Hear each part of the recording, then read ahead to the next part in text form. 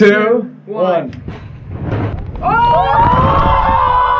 This is me reclaiming my title for the world's largest and tallest elephant toothpaste experiment. And this is a totally different kind of reaction we discovered in all our experimentation called devil's toothpaste, which is insanely reactive and super dangerous. I'll explain why in a minute, but for now, here's a hint.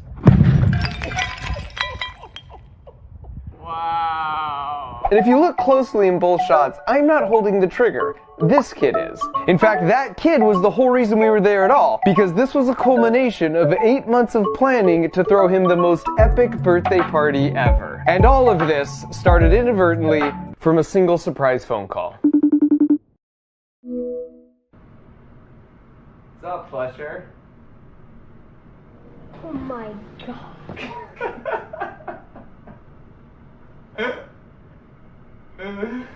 What's going on, buddy? What? How are things, man? They just got better?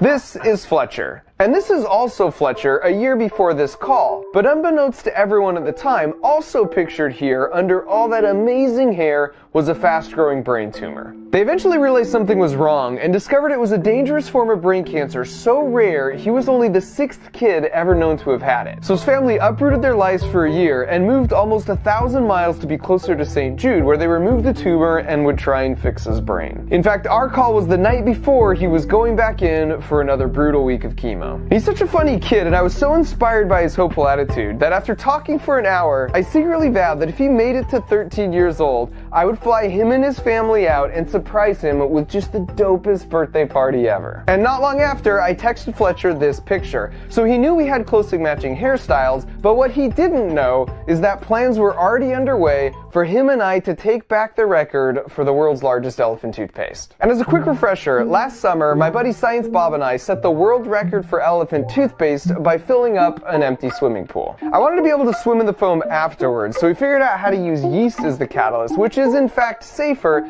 but it doesn't react very fast. And our video seemed to inspire some folks, because 2 months later, this happened in David Dobrik's backyard, where they didn't bother with the yeast and just took the normal reaction and scaled it up a bunch. But then a few weeks later, these guys in Brazil did the largest experiment yet, and they are the current Guinness World Record holders. And so even though Fletcher's birthday was still 8 months out, we started our testing right away, because I knew blasting a world record amount of foam straight up into the sky wasn't as easy as it might sound. And the part that concerned me the most was picking the right nozzle size, and here's what I mean. These 3 containers are identical except for the diameter of their outlets. If that diameter is too large, it looks kind of cool, but it doesn't really go that high. Too small, and it will go high, but it just looks like confetti and doesn't look that impressive. But for every container, there is a Goldilocks size diameter opening that gives you that cool laminar looking flow while still going pretty high. And you might think, well, why don't you just take a typical flask that works so well and just scale all the dimensions up? And we tried that on our first 5-foot scale test.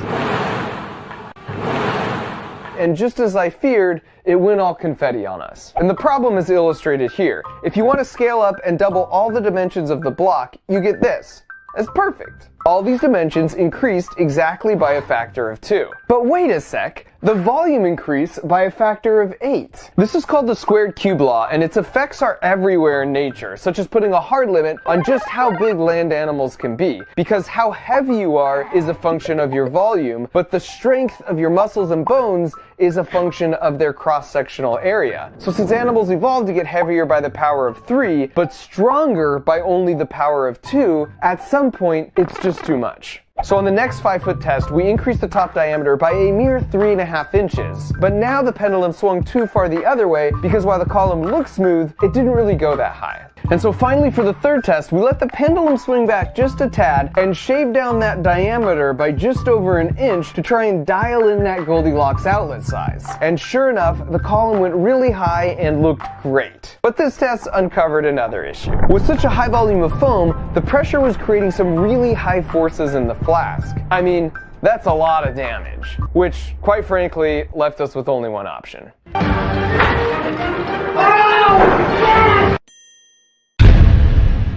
And so with the power of flex tape, we scaled things up even further to a 10-foot test and did our best to interpolate that Goldilocks outlet size.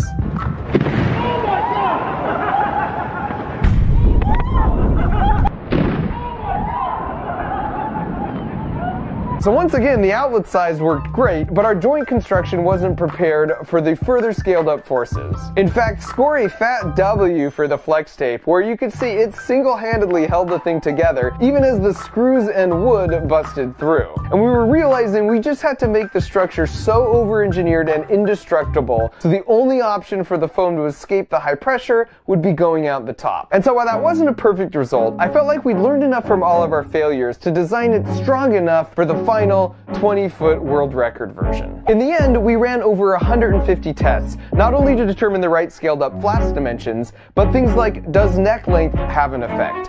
What happens if you vary the soap amounts? What effect do different brands of food coloring have? All of these tests were really insightful, but perhaps the most interesting finding was stumbling upon something I've affectionately named Devil's Toothpaste. Now you might be thinking, Devil's Toothpaste? That seems a bit extreme, Mark, but allow me to demonstrate. This is a shoebox full of the standard formula of hydrogen peroxide, sodium iodide, and soap that pretty much everyone uses to make elephant toothpaste. Now here's the same volume of reactants, only this time using Devil's Toothpaste. Now see if you can spot the difference in real time.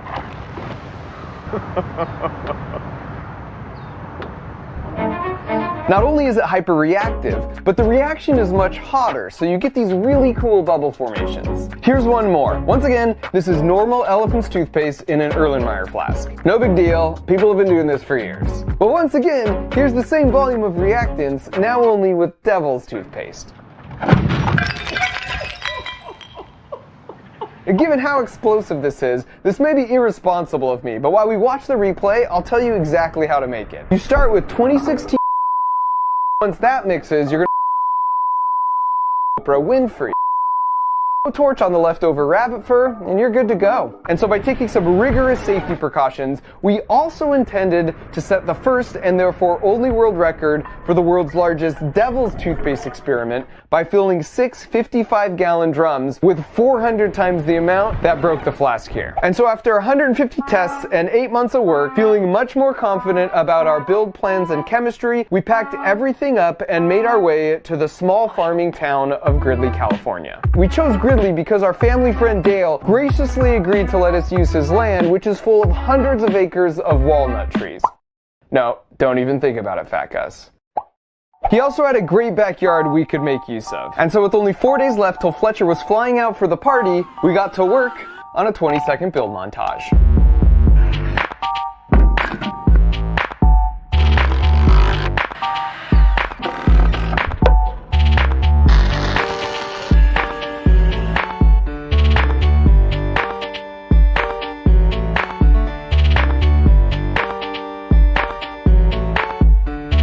And it took 4 consecutive 14-hour back-breaking days of labor in the hot sun, because with so much time to plan the most epic birthday party ever, I just kept adding more and more ideas to the list we would need to pull off. So in addition to building the indestructible 20-foot flask and the Devil's Toothpaste dumping mechanism, we also needed to make a methane bubble fountain, a 3D bubble printer, a fire tornado, a slip and slide into a pool, and an epic bubble pit. And even though I brought my buddies, it was cool to see this turn into a modern-day small-town USA barn raising. If we needed extra hands or a piece of equipment, 10 neighbors were there like instantly to help us out. And so the morning of the big day, there was still a lot of last-minute scrambling, but things were looking pretty good. I'm seriously so nervous right now. I love pranks, and a surprise is like the most wholesome type of prank, so I haven't been able to sleep for days just thinking about this, like every last detail to how this will go down. And so with only 1 hour left, we did one final test run on everything. First, the Devil's Toothpaste. A perfecto! And then the 20-foot flask. For the real reaction, the peroxide would fill the whole bottom pool where John was standing, and then the troughs would dump over all the catalyst at once, sort of like this. And I should mention, Guinness only lets you choose one world record category per event, so we were going for the tallest, but when we did the math to scale up the flask to the arbitrary height I picked of 20 feet, and this is a true story, it was exactly 1 gallon less than the folks in Brazil who set the world record for the largest. And so don't mind me while I set these 2-gallon containers right here. And so as people started gathering for the surprise, I hit the hardened streets of Gridley, California to look for some kind of last-minute disguise.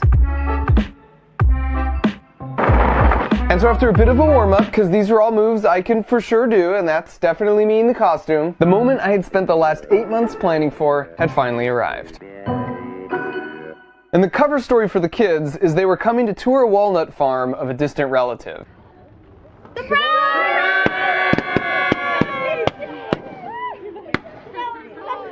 And to provide a good juxtaposition, I wanted him to feel as awkward as possible for this part. And then when we gathered for the picture, I snuck up right behind him and took off my mask. All right, cool. What do you guys want to do next? What should we do? His sister Isla also had no idea any of this was going to happen. What up, buddy? How are you? Get in here. I'm the boy. What's up, dude? You were kidding me. When I'm not making videos, I'm the Gridley mascot. Mascot. To really stretch out the surprise, I wanted to think I was only there to drop in and say hi. So I had Dale suggest that I take the kids for a ride in his dune buggy. To which I reluctantly agreed because, you know, I'm a busy guy. I could do it, like 15 minutes. You guys want to go for a razor ride? Is that cool? Let's get the whole crew. Your sister? I had about like a half an hour, so it's good to meet you in real life. Yeah. Hey, what's up? Don't tell Mom! Not a word. Not a word, okay. Watch out for walnuts. Oh, a single walnut grows in one of these, which is crazy to me. All of those are just a single walnut.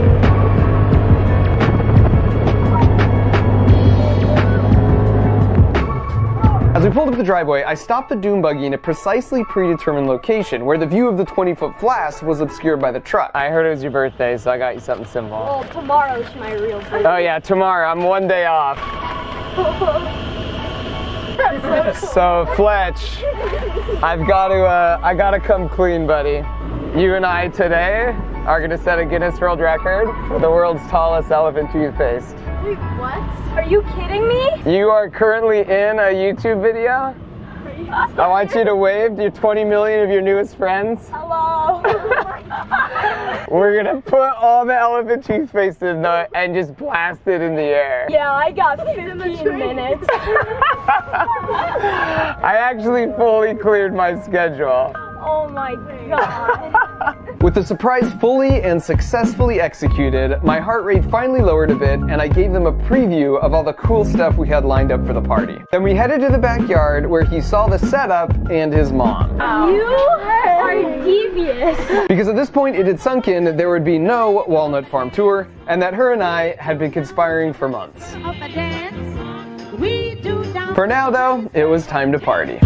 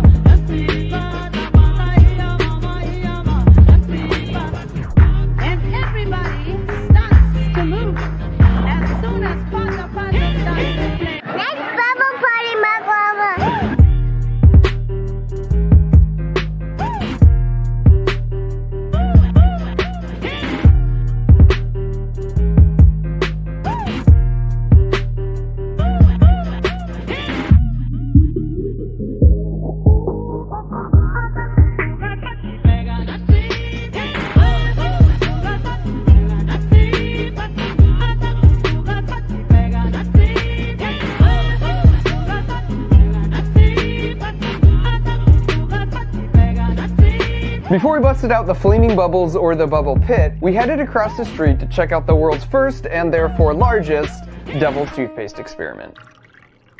Here we go, Fletcher! 3, 2, 1.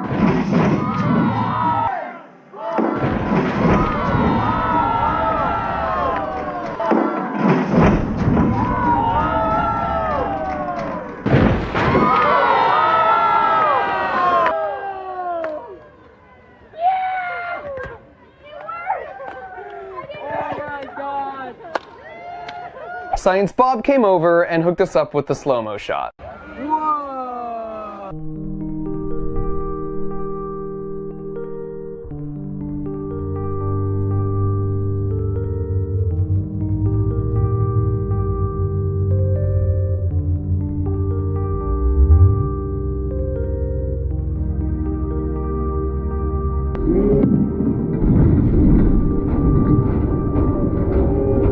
This shot was from a GoPro on rails, and we weren't quite fast enough with the pull. And for some reason I found this like Wall-E level pathetically sad.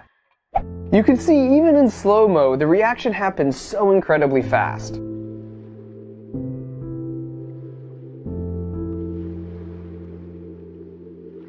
And I apologize for the gratuitous amount of slow-mo, but this has got to be the coolest thing I've ever filmed.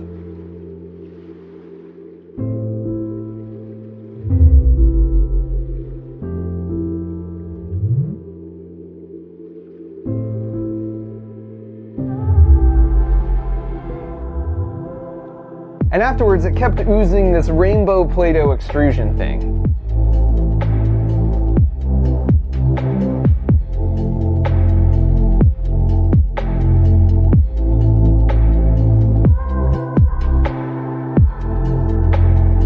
It just looked like some kind of whimsical alien landscape.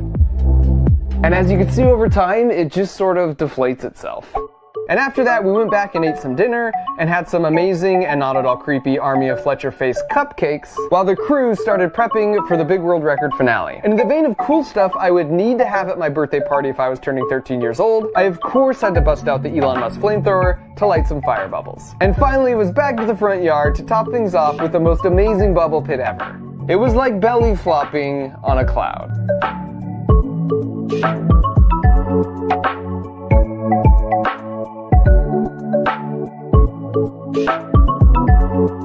And at this point we realized it was taking way longer to fill up than we had calculated. So it was all hands on deck to try and pull this off before the sun went down. Oh, and this is cool. The bubble pit was dual purpose because once emptied, it served as the bunker to give a completely safe front row seat to whatever was about to happen. And so with the flask really close to being filled, Fletcher asked to take a very quick last minute ride in the Tesla because he'd never been in one. I know. This one. This one. Okay. This is in like every video. You guys are in a Mark Rover video. Per the request, I gave them a quick ride. Autopilot.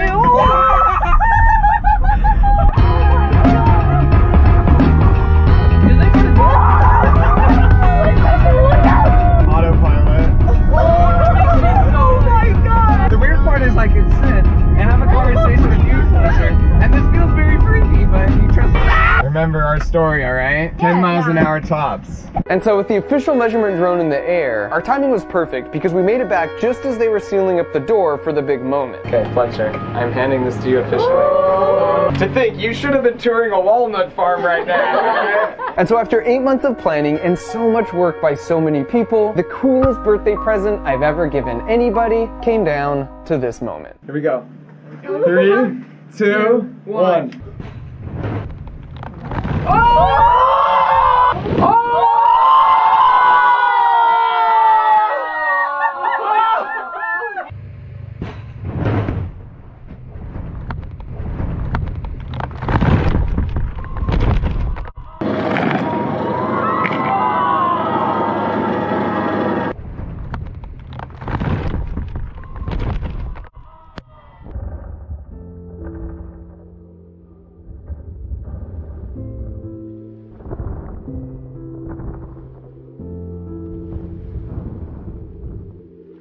It worked! It went from the bottom! Yeah! Came out the bottom and lifted it up! Look at my truck! Let's go! Oh my god! Hey, what you guys think? So cool! That exploded from the bottom! Look at the truck, it's like buried next to it.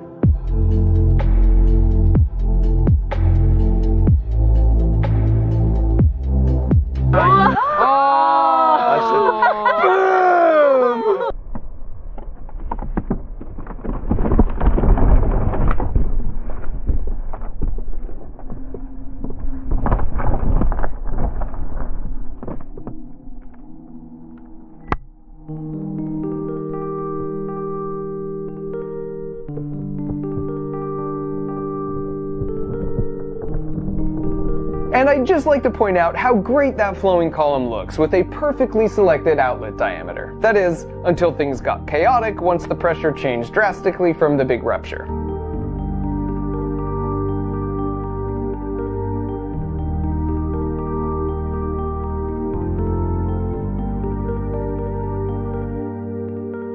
We literally finally made a rocket ship. I mean, fundamentally, this is how rockets propel themselves. And the actual failure mode wasn't really a floor strength issue as much as it was a stiffness issue. I knew our structure weighed over a ton, so I just didn't consider that the reaction could lift the whole thing 5 feet into the freaking air. And at NASA, that's what we refer to as a critical oversight. But honestly, this result was way more spectacular, plus it leaves room for improvement. And I should also note, even with all that, we still crushed the previous world record by more than double.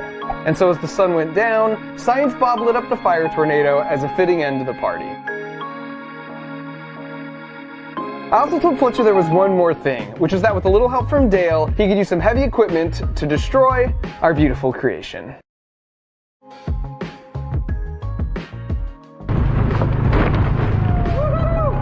And so with that, the party was all over. That was epic. I'll never forget this. Thank you, Mark. As they drove away, I thought about everything they've been through for the past year, and all the people that came together from all across the country to donate their time and energy for a kid they'd never even met.